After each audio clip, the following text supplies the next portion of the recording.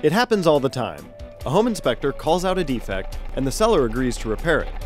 A contractor is called, comes out, and tells the seller that the issue is either not a concern or that it is not as reported.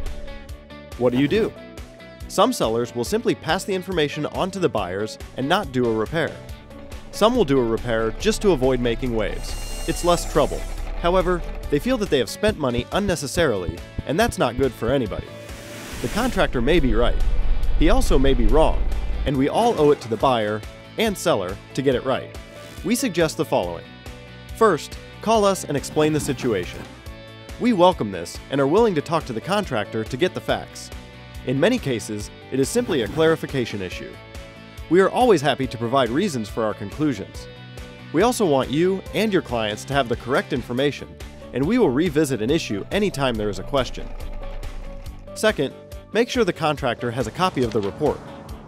Too many contractors call us with just the response, which may not explain the defect. Many defects have multiple ways they can be remedied.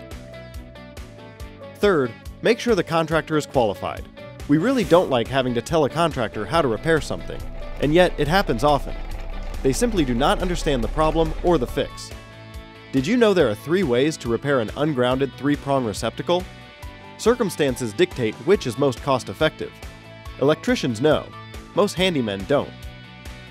It should not matter who paid for the inspection. The results and report should be a list of facts, and yes, some opinions, that can be logically dealt with through the response process. If you or a contractor have any questions about your inspection, please contact us at 907-694-7587.